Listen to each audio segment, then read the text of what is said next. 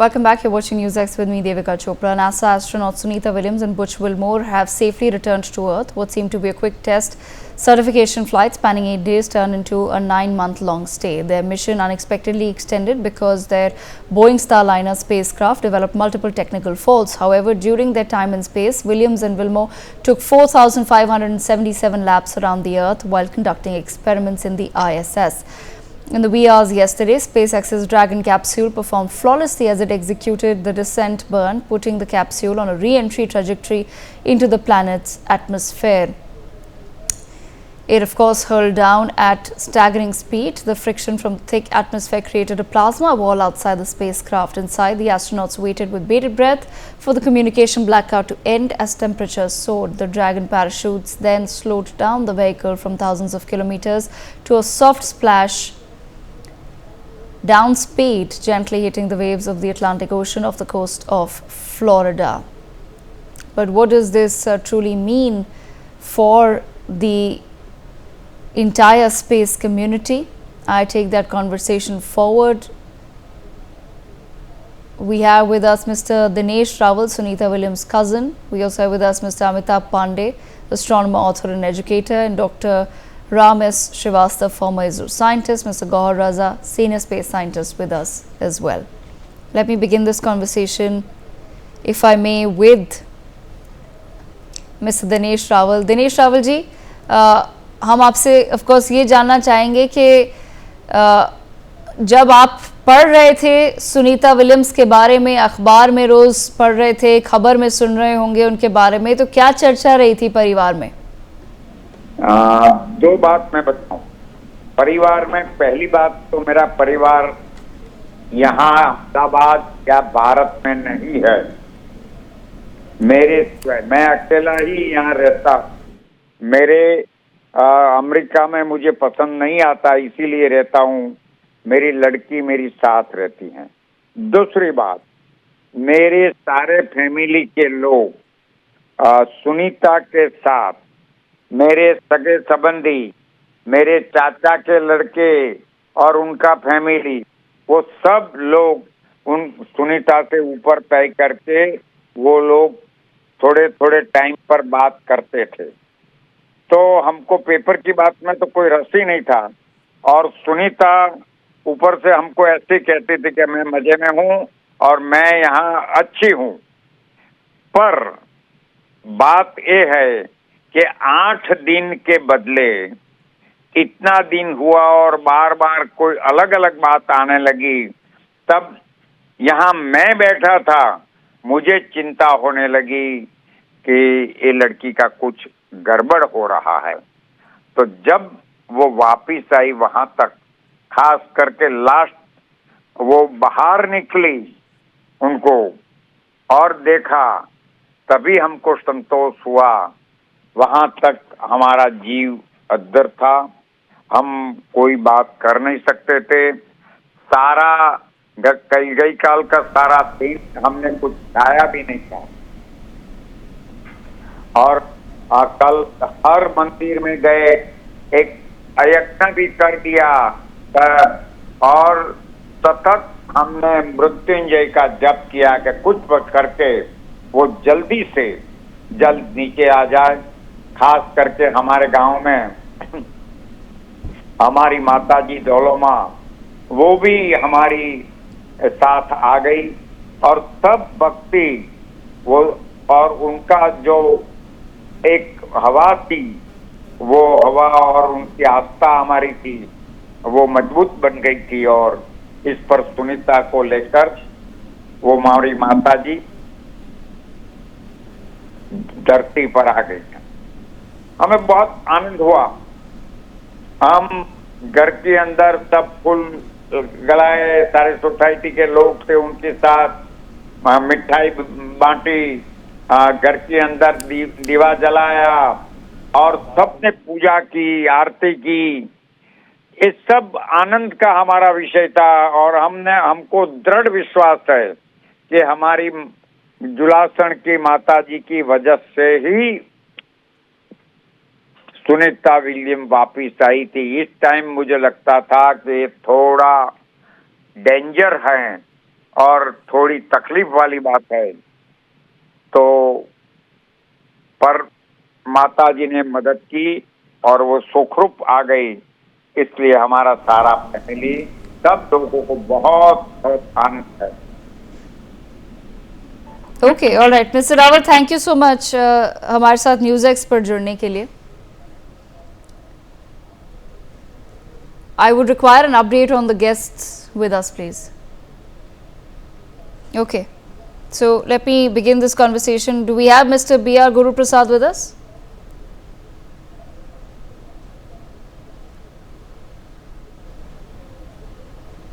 Mr. Guru Prasad, can you hear me? Okay, I believe we don't have Mr. B.R. Guru Prasad with us. Do we have Mr. Amitabh Pandey with us? जी हाँ। Mr. Pandey, what really have been the learnings, sir, of the space community in the past 9 months? Yes, it was just a routine mission. Sunita Williams was testing the Boeing's Starliner, and as it was reported, there was some snag in the helium pressure. Helium was leaking. So it was initially tested out there when the mission reached there, and there was a little doubt that mission might develop some problem. So it was decided not to send her back on Earth by Starliner and wait for the next possible mission to come back. And this was usually talked about media as she was stranded there. There was a big problem. Nothing of that kind. She was a very well trained astronaut, and she's a very experienced person in space mission. She had stayed with for longer period earlier before than this, and she is very healthy, mentally fit. So she was assigned tasks like say that astronauts go there, shift every 6 months. There is reshuffle of astronauts, 4 goes, 4 come back. American astronauts go, Russian astronauts go. So this was this is given a routine of work to do till February. So decided till that she'll come at the end of the February or a little later than that. So it was a part of Plan B. And this and my message is this: whenever you do something new, you should have Plan B ready. You should have contingency planning, and don't rely on one horse. So there was a problem with Boeing, so then they decided to bring her back by the Dragon crew mission. So that worked fine. It worked as it was expected. And during this time, she was fit, healthy, and done a lot of research work in the space. This is usually happening there, how the plant goes there, how the chemistry works there, what the physics, how the experience is totally different from that we don't understand sitting on Earth. We actually cannot imagine what astronauts feel all the time. If you imagine if you're jumping from a swimming pool, let's say diving in the swimming pool, the moment we are in the air and falling down, you feel something churning in your stomach. Imagine the astronaut feel this for the 9 months all the time. And that develops a lot of problems. So that is the purpose of this extended mission, is to study how bodies are affected. Astronaut, different people have different experience, different ways body they respond. The muscles go weak, bone density loss is there. There is psychological problem living in a confined space. Imagine living for 9 months in a small railway compartment. It is almost space is less than that in the for the astronaut to live there. The living compartment is smaller than that, and there is no floor, there is no walls, there is no roof. So everywhere you can just sleep anywhere. So they're totally different experience. When we come back on Earth, astronauts come back on Earth, they get totally shock of feeling of gravity on Earth. When you land, like if you're swimming in swimming pool for half an hour, and when you come to land, you feel as being pressed down the ground. So that is a sudden change happened to every astronaut, and body take time to respond to that and get acclimatized again for the earthly conditions. Okay, all right. Let me, of course, now also bring in Dr. Ram Srivastava, former ISRO scientist, into the conversation. Dr. Srivastava, how crucial has the private space sector now proven to be as far as this particular mission is concerned?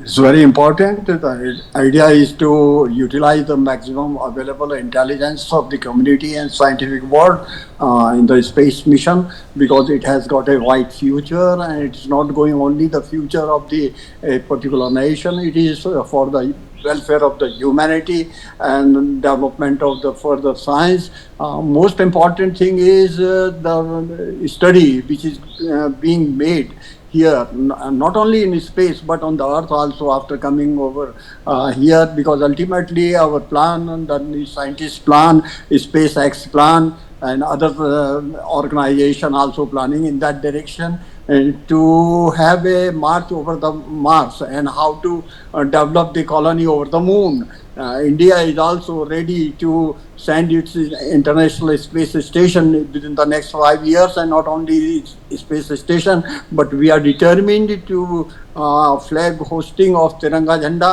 over the moon in 2047. This is our national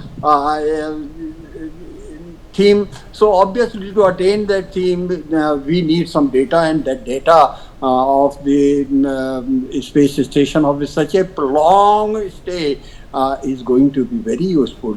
Not only they are here, also they are in quarantine, and all these astronauts are being observed. One thing which is considered very important is the baby feet phenomenon, because while remaining in the zero gravity, the skin of your feet, the bottom of the feet, that ceases out. So it is very difficult to walk in the gravity of the earth. So that is known as the baby feet. The liquid is also to readjust. It is also noted that the oval shape of our heart is slightly changing. So what type of changes are being there, how to overcome them, this is going to be a very big study, and in that way the Sunita Williams stay in the space for such a long time is very, very important. Psychologically important, because it will boost our Indian ladies to just take a challenge that they can also go in the space and can make the record. And this is also going to be very useful for our small kids. They will think again and again, and the entire concept will be have the scientific achievement, thinking, and they have to just imagine what will be there over the moon and what will be there over the Mars. So all those things are very important, and not only these things are important, the data collected from the International Space Station is also preparing ourselves for the asteroid which is supposed to come near the Earth. There are 2,400 near 2,400 potentially hazardous asteroids they are targeting towards the Earth. Whether they will come here, if they will strike, what will happen, and if they are just coming within a limited time, and how we can divert them. These ideas are to be developed in our young blood, because it is not only for we people, we are utilizing the advantages and disadvantages, hazards of the space endeavor. It is the future generation which is going to face. So what is the effect of the solar activity for a long time exposure? What is the effect of the cosmic radiations on the human anatomy, physiology of the body? That data is going to be a data bank for us for the future space exploration. In that way, as Mr. Pandey has told so many good things, I'm sure our future is very bright, and in space, whatever we are doing, independently we are doing, but the data collected by the joint efforts of Russian astronauts, Japanese astronauts, and American astronauts is going to be very useful. Okay, I want to bring in Mr. Gauhar Raza into the conversation as well. Mr. Gauhar Raza, how do you explain what is it that the scientific community as well as the space community has now learned in the past 9 months about not only the role of the private space sector, the private space industry, but also in the future, as we wish to put more and more humans in space, when that becomes the goal, that there will be more frequent flights that will take place to the moon. Elon Musk has said that in the next 20 to 30 years, he plans on sending the first humans to Mars. So what is it that can be learnt and now applied going forward? See, every flight to space at the moment is almost a technological miracle. Think of two cars, one moving in Delhi on a ring road at 200 kilometers per hour, and the other is somewhere in Bombay, and this car is supposed to come to Delhi, pick up the car drivers from this moving car at the same speed and then take them back to Bombay. Now, this is what has happened, right? And this happens every time when somebody is sent into, human beings are sent into space, especially when they have to work in a lab there.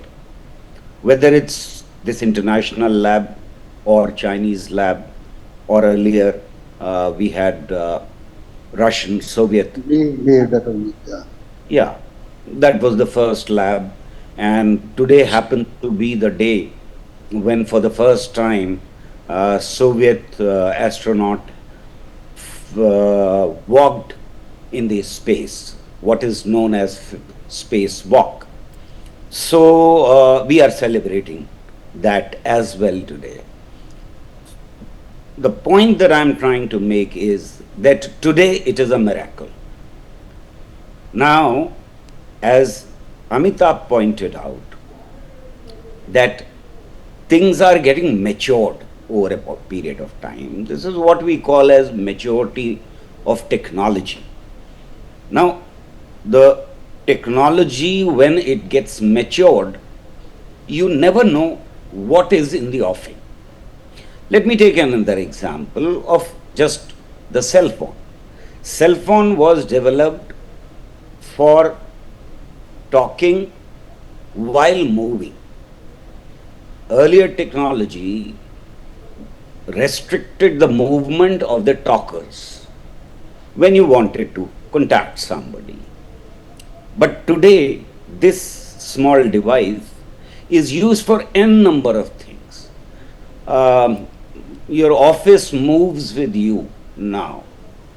Similarly, in my opinion, the next generations are going to see application of space technology in ways that we can't even imagine today.